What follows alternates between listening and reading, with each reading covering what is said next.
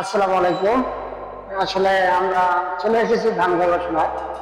তো আমাদের ধান গবেষণার গেটে একটা চিত্র আপনাদের সামনে তুলে ধরবে, যেখানে আসলে আমাদের কৃষকরা কোন কোন জিনিস দিয়ে চাষাবাদ করে সেরকম চিত্র। তো অবশ্যই আপনারা দেখতে পাচ্ছেন এখানে।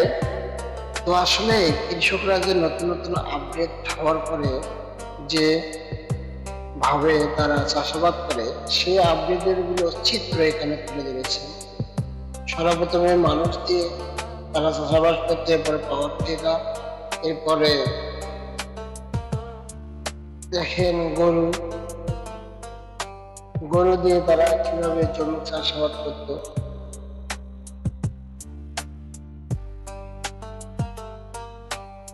এরপরে একজন কৃষক শুধু হাত দিয়ে জমিতে ধান লাগাতো বা ধানের চারা রোপণ করতো।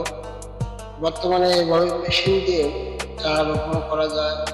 উপরে দেখতে পাচ্ছেন, এটাও মেশিন দিয়ে কিভাবে একদম চাষ পাশাপাশি চারা রোপণ করা যায়।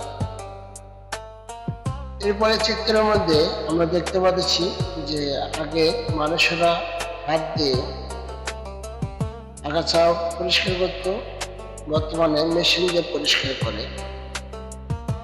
এত কষ্ট পরে ধান আসে, সে ধানটা মানুষে কিভাবে কাটে এবং উপরের চিত্রটা দেখতে পাচ্ছেন যে পোকা বা অন্য কিছু হলে কিভাবে স্প্রে করতে হয়, সেই চিত্রটি তুলে ধরেছেন। এরপরে ধানটা কেটে নেওয়ার পরে বাড়িতে যে আগের মানুষেরা মানে ধান মাড়াই, যার মাধ্যমে মাড়াইয়ের মাধ্যমে ধান তারা সংগ্রহ করতো। অনেকগুলো গরু একখানে করে এই মাড়াইটি করতে এখন দেখা যায় না, কিন্তু আগে সচরাচর দেখা যেত।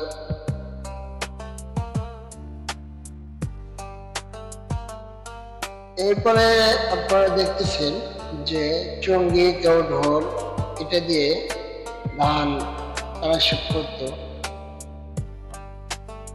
এরপরে আপডেট মেশিন আসলো, তারা আপডেট হচ্ছে এরকম মেশিন দিয়ে ধান ভাঙাতো। এরপরে লাস্টের যে আপডেটটি, এটি হচ্ছে একদম ধানের ক্ষেতে ধান কেটে এক পাশে বস্তা ভরে ধান হতো, আর এক পাশে শুধু ধানের যে খের বলা হয়, পল বলা হয়, এটি বের হয়ে যেত। তো এই চিত্রগুলো তুলে ধরেছে। ভালো লাগলে সকলের মাঝে শেয়ার করে দিবেন। আসলে কৃষকদের যে ঐতিহ্য সেটা এখানে তুলে ধরা হয়েছে আদেশের মাধ্যমে। তো অবশ্যই পাশে থাকবেন এরকম ভিডিও পাওয়ার জন্য, আর পাশাপাশি ভিডিওটি শেয়ার দিয়ে এবং আমার পেজটি ফলো দিয়ে অবশ্যই পাশে থাকবেন। ধন্যবাদ।